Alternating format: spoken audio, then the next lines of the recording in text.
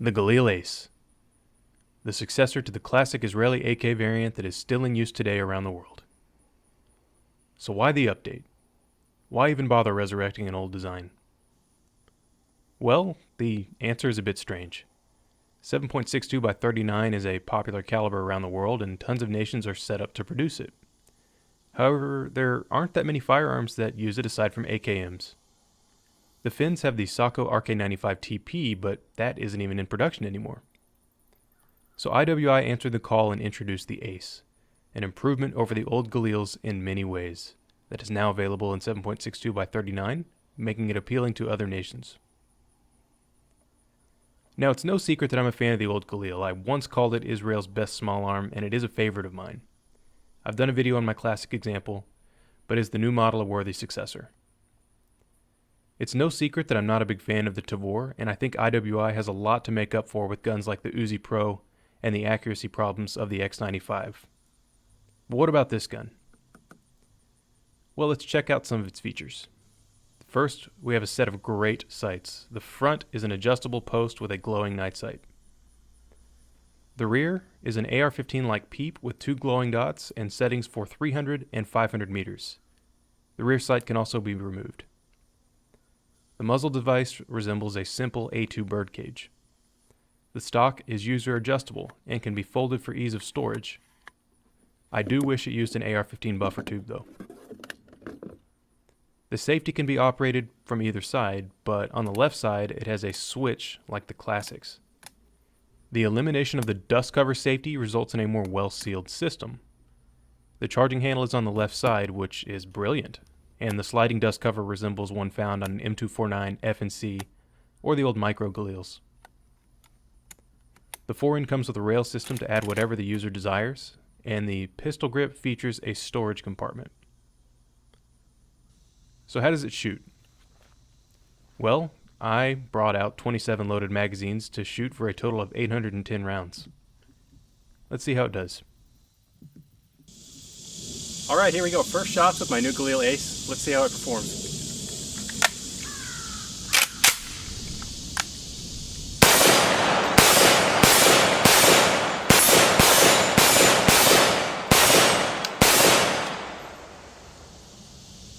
Okay, it's a really sweet shooting gun. The recoil is mild for 7.62 by 39. Not that 7.62 by 39 is ever a high recoiling cartridge. It does seem to recoil straight back a little bit more than a traditional AK. And what would really tame this would be a muzzle brake. Not that it's going to make or break my decision to purchase it if I was in the market. But with something like a PWS or something, this would be a sweet shooter, and I might add one.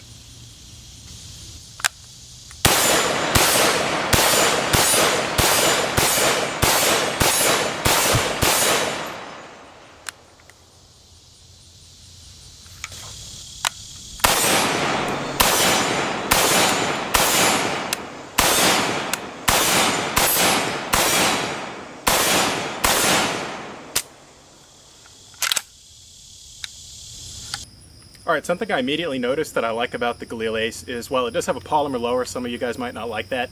It does kind of function like a jut funnel magazine well on a pistol, like a competition pistol. You're not going to get mag lock. I've been messing with this thing for a while, inserting mags, taking them out, and it's just really dang easy to rock them in there. It almost guides it into place perfectly, and a mag change with this thing is remarkably quick and easy, and you can do the thing where you knock out the mag with the trailing mag if you want to. I'm not a fan of that technique, but a lot of people are. Also, it's very smooth. It's hard to compare it to the original Galil because they are very different guns. It's smooth, but not as smooth as a Valmet. However, I do like that the charging handle is on the left side of the gun. That does make things more natural for me as a right-hander. I can have the gun up and naturally operate it this way. You could also use that as a forward assist if you have to. And I really like that safety, just like the original Galil.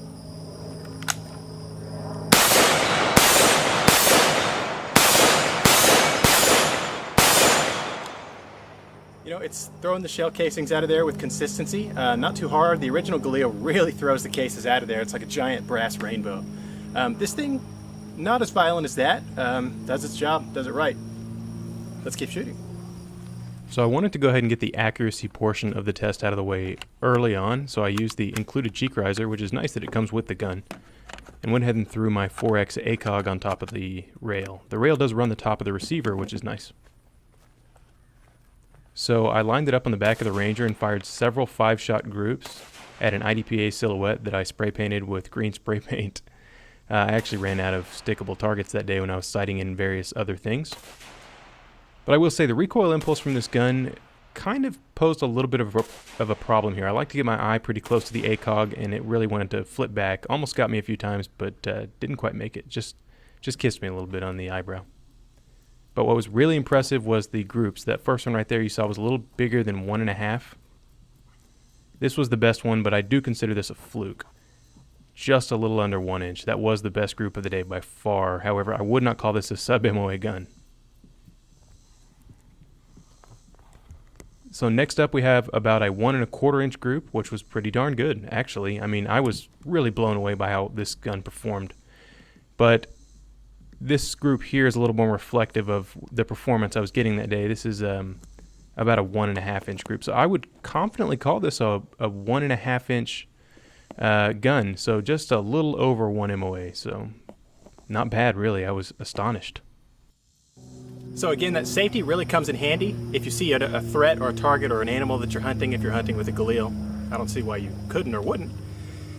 But on a traditional AK, you guys know how it is. You got to kind of reach over to the side and bring that dust cover down. Well, that doesn't take, 5 seconds or something. It's definitely not as easy as just bringing it up and then clicking the safety off at the same time. Now, you still have the option to come around to the right side and bring it down off safe if you'd like to, but I really don't know why you would unless you're a left-hander.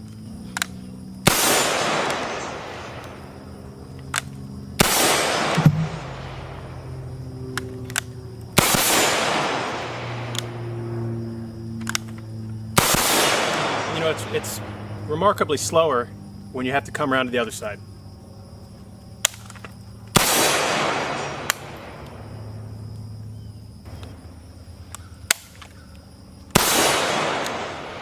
While this isn't as quick as an AR-15 selector, it's pretty close, and I'm sure with some training you could get to that point.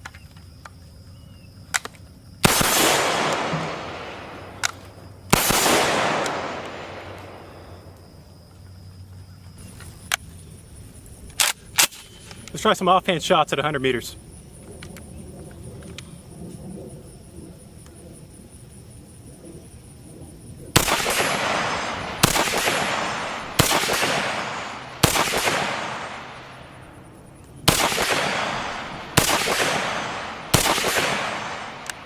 It's almost not even fair. The sights on this thing are so great.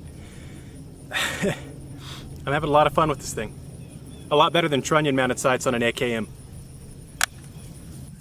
So I figured why not bring it back to about 120, 130 meters, but I am crouching.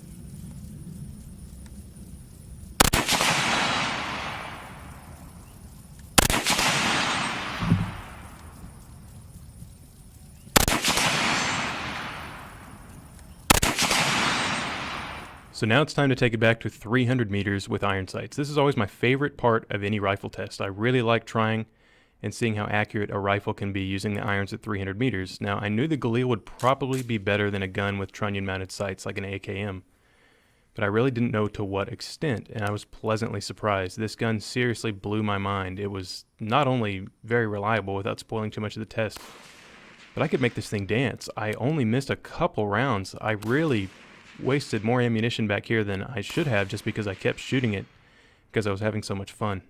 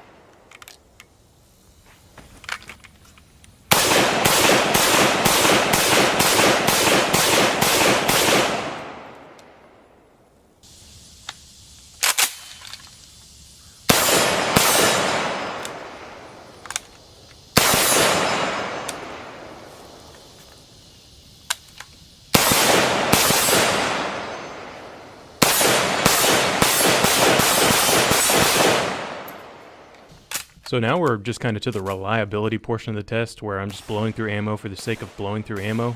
Generally that's pretty uneventful unless the gun sucks, which this one does not.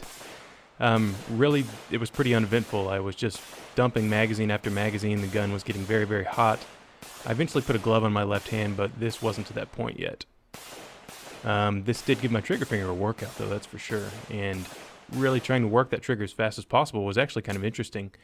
The trigger pull is probably about 6 pounds, which is quite nice, making it very easy to make follow-up shots, and the more I shot it, the better I got it, as you can see with me taming it pretty well. But then all of a sudden, this happened.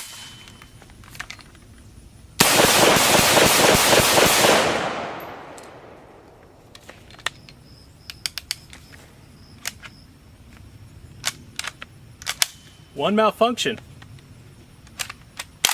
All right, one malfunction, guys, and it's a legitimate dud. We have a very solid primer strike. That indicates to me that it was the ammunition rather than the gun. So at this point I had 10 magazines left, and I just wanted to blow through all the ammunition as fast as I could. So I had the glove in my left hand so I didn't basically burn myself. Despite the rail covers being there, it's still very, very hot. However, it did not melt the covers onto the gun, which was pretty cool. I do wish this gun was full auto. That would be incredibly rad, but it's not. Last mag.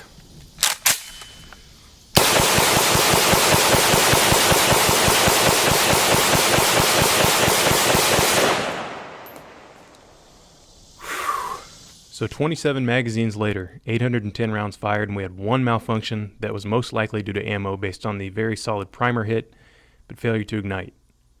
That's pretty damn reliable. I didn't clean this gun or disassemble it at all during this day, and I got it extremely hot, yet it kept on ticking. Honestly, this is the gun that I think IWI needed to release a long time ago. The Tavor is fine for some people, but some people don't like bullpups. I like them, but the Tavor is just not for me. This gun, on the other hand, I strongly believe is the best AK variant money can buy. With a street price right now of $1,600 or $1,700, the value is there. While that is expensive, it's the best you can buy. It has all the features of not just an AK that I want, but of a semi-automatic rifle that I want. That's a no-brainer for me. And when a 223 version comes out, I'll most likely be buying that one as well. So this gun gets an absolute 5-star review from me. This review was a lot of fun. It's not often that I go out and I really just have a great day and I drive home from the range with a big smile on my face, but I did this day. Thanks for watching, guys. Big thanks to Ventura Munitions, and we hope to see you next time.